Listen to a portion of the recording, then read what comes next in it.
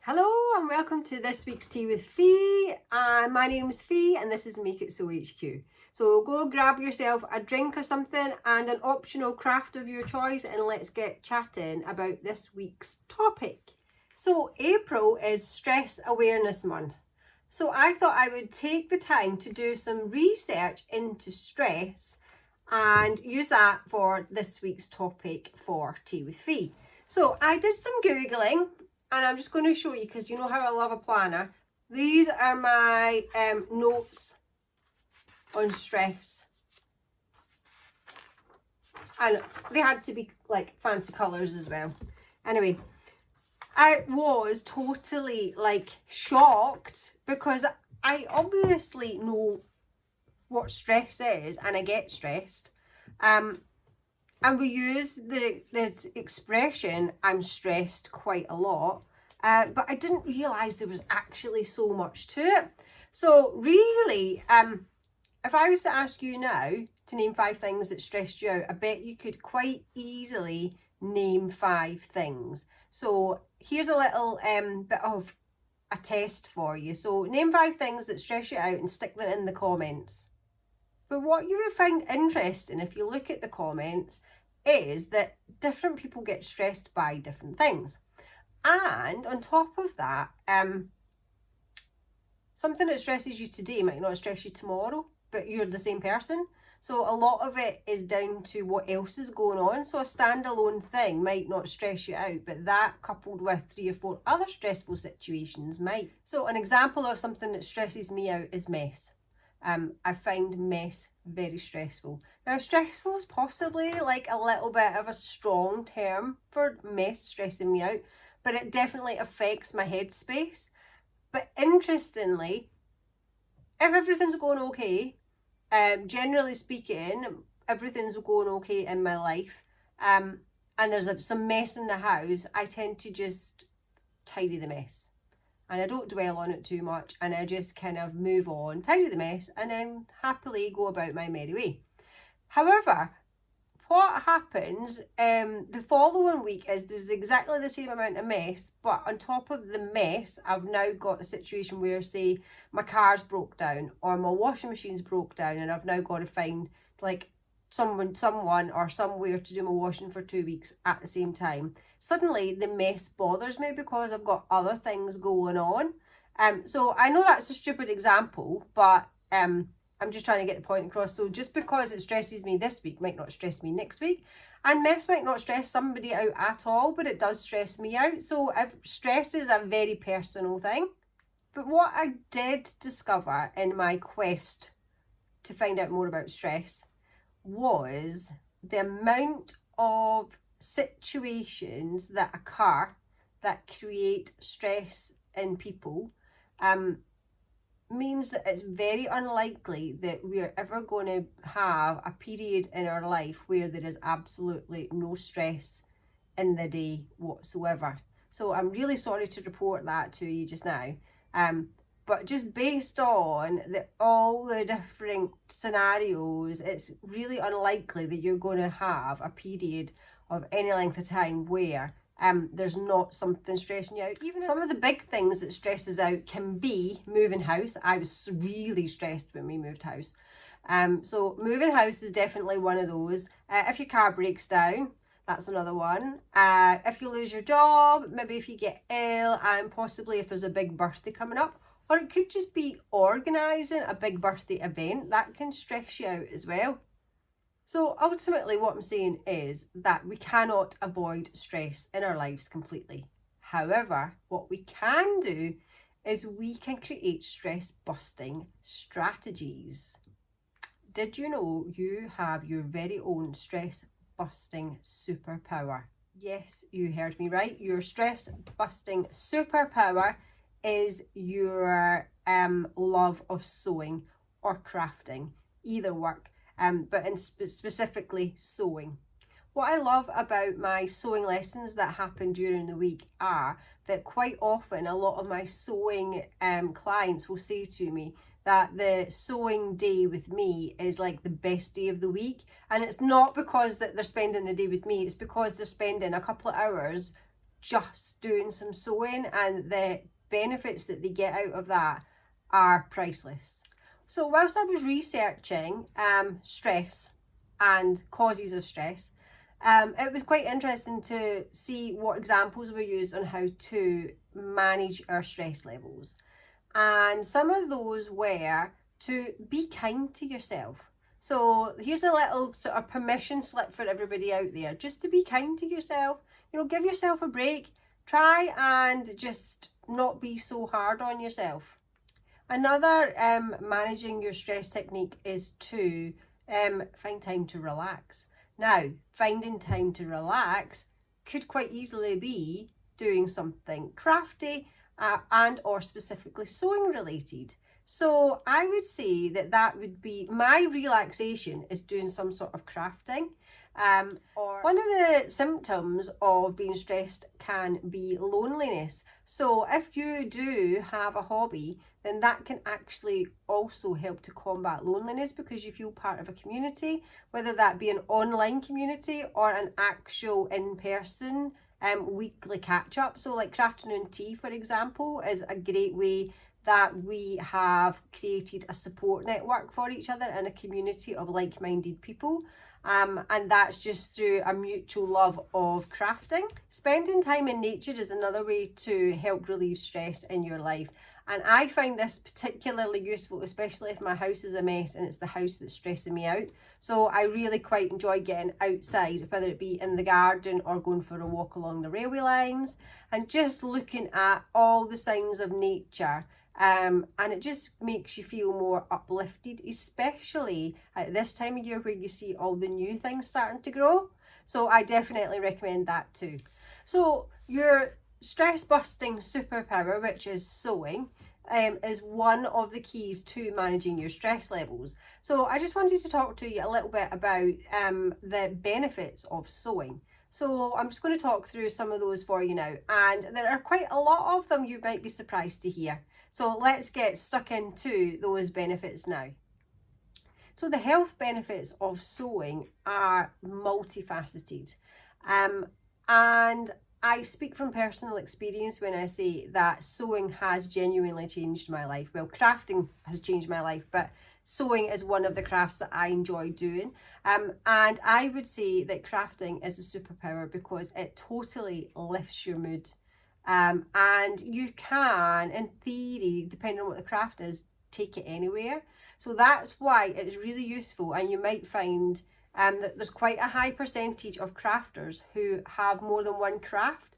So for example, if I was going on holiday, I couldn't take my sewing machine and the stuff to make like a new project on holiday with me. That would be quite cumbersome, although to be fair, I have done it before. It's more likely that I would take some sort of knitting, cross stitch or crochet project, which is much more portable. So you tend to have a different range of crafts to help combat your stress, because a lot of us really struggle to just sit and do nothing. And interestingly, crafting is almost like a form of doing nothing, because it forces you to just stop, to concentrate on the thing that it is that you're doing in front of you, and then just let yourself kind of rejuvenate. So it has lots of benefits. And just stopping, because another one of the symptoms of being stressed is that you cannot switch your brain off. It's like constantly on the go from the minute you wake up till the minute you go to sleep, and you've got all these things going on in your head. So crafting, sewing, you've got to concentrate on the project that's in front of you, whatever the next step is in the pattern. If you're cutting fabric, you need to be careful that you're not going to cut your fingers off. So you have to concentrate on what you're actually doing. So it is really, without realising, it actually forces you to actually just forget about everything else that's going on, and it increases your happy levels. So that's definitely one of the benefits of sewing as a de-stressor. Another interesting fact about sewing is that it actually has health benefits, not just stress busting benefits. So there are so many health benefits to sewing. For example, it really helps with your hand-eye coordination. So that's really good for, especially as you get older and like you're always using your hands and your fingers, so that keeps them active and exercised and nimble. So as you get older, it can help with arthritis and things like that, because you are actually using your hands all the time. So that's one of the health benefits. The happy endorphins that you get from sewing actually help to lower your blood pressure, so that's got to be a good thing. Because crafting and sewing make you feel happy and it gives you a sense of satisfaction and achievement and confidence and pride in yourself, it lifts your mood. And stress quite often has brought your mood down. So being able to find some time, carve some time out in your week to go and do some crafting to lift your mood, and your feelings about yourself and what you're capable of will really influence the rest of your day. And interestingly, if you've lifted your mood and you're in a really good mood, you're in a happy place, you're feeling all kind of light and fuzzy inside, it actually increases your energy levels, and it just gives you more of a can-do attitude to go and just get stuck into something else as well. So it's kind of like a win-win. Sewing also teaches you patience, and how to problem solve and when to walk away. And these are all fabulous skills that we can learn in a safe environment, which is your sewing project, which can then ripple out into your actual daily life. And what a great place to learn them from. And you probably don't even realise that you're learning that as a skill whilst you're just sewing a bag or a skirt or whatever. But quite often when you're sewing, we have all had them days where it's just not happening. And you need to know when to walk away. And how true to life is that, knowing when to actually just stop and just say, do you know what, I can't do this anymore today. I'm going to come back to it tomorrow. And likewise, it could be things like the thread snapping or breaking, or it gets tangled, or the machine's just not playing nice. So it's knowing at what point to just say, do you know what, enough's enough. I'm going to pack up and I'm going to try again tomorrow. And quite often when you try again tomorrow with a fresh pair of eyes, it works perfectly and you would never even know there was a problem. So sometimes all you need is a good night's sleep. Now, the other cheery thing about sewing is all the pretty coloured fabrics. I mean, you cannot help but be uplifted by all the prettiness when you're surrounded by all the gorgeous fabrics and the threads and the ribbons and all the little knickknacks that go with it. And it just fills your heart with joy. So that in itself is just like a little stress busting toolkit. I think we all need just a little box of joy that you open up and it's just got all your favourite things in it, and it's your go-to if you break in case of emergency box. So I think that is something that we all need, especially if you are a crafty person.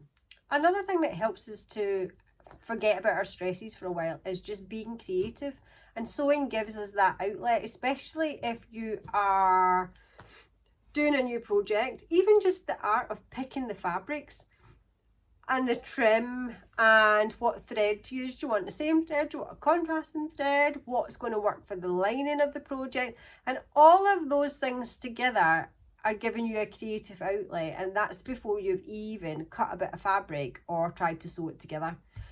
So I think creativity helps us to distract ourselves from our stress as well. The other thing is, because there surprisingly is so much maths and problem solving in sewing, it's actually really good for your brain, because your brain is working all the time when you're sewing, and you don't even realise it. And that is also a really good thing that helps to fight dementia as we get older, because you're using your brain. You're not necessarily just sitting and watching daytime TV or like all the soaps or whatever. You're actually using your time to do something productive, but it's actually a hobby and it's actually fun, and it's actually useful and it's filling up your cup and it makes you feel really good. So now that I've told you about all the benefits of sewing on your health, my question to you is, when are you going to do some sewing this week? Can you fit in to your calendar some sewing time this week? I think, based on my research on stress levels and how to manage your stress, that it really is an essential part of your week to fit in a bit of crafting. So I think that we need to talk about how to do that now. So a really good way to work out when to schedule in your crafting is, for those of you that have planners, get your planner. If you are an online calendar kind of person, then go and get that now too. And you just need to have a look at what's in your schedule and ask yourself the question, I love this phrase, are you managing your schedule or is your schedule managing you? And is it schedule or schedule? I don't know. Anyway, that's not what we're here to talk about, and I'm sure somebody will correct me. However, what or who is being managed? And have you even sat and asked yourself that question before? Have you looked at your schedule and thought, why have I even got that in there? Why do I do the thing? Yes, I know you have to go to work, so that's probably not something that you can not do. And you need to go to work to earn the money to buy the fabric or the thread, and so it is important. However, could you choose, if you think about how you feel when you sew and the importance of fitting that into your schedule, what else could you potentially not do this week? Could it be, for example, watching one of the soaps that you watch? Or could you combine the two? So if you don't really want to stop watching Emmerdale or Coronation Street or EastEnders, is it possible that you could set it up with your sewing machine and you could do the two together and then kind of stack the two habits together and build that into your week that way? So have a think about what you could potentially switch out of your routine this week to make the time, to make yourself feel good by doing a bit of sewing. Another good way to factor sewing into your schedule is, if you've got some stuff on that you really don't fancy doing, make sewing the kind of reward to yourself after you've done whatever it is that you need to do. So I can't think of an example at the minute, but maybe it's clean the oven. You don't really like cleaning the oven, but you kind of say to yourself, right, well, if I clean the oven, I'm going to go and spend half an hour working on my sewing project, and maybe that will help to motivate you, get the house job done and reward yourself with a little bit of sewing at the end. So my final point for today is, don't put off sewing because you think you don't have enough time. More sewing projects can be actually split down into smaller chunks. And quite often that is a brilliant place to start, because you can feel a bit overwhelmed if it's like a big project, and how do you fit that into your schedule when you're already really busy. But if you can break that down into smaller bits, so for example, it could be, if you are in my membership group and you get the monthly pattern and or box, the first step could literally be, make yourself a cup of tea, read the pattern and familiarise yourself with what it is we're going to be making and how we go about doing that. So that could be step one, and that's literally a cup of tea and reading the pattern. Step two, you might then decide, will be, I'm going to get all the things together that I need to make the project. So if you've not already signed up for the box, which has been conveniently delivered to your door and is ready to actually go, and all you need to do is put the kettle on. If you've not went for that option, then go and have a little kind of recce around your house and get all the stuff together that you need, so that when you fit in the time to do it, you've got everything that you need ready to go.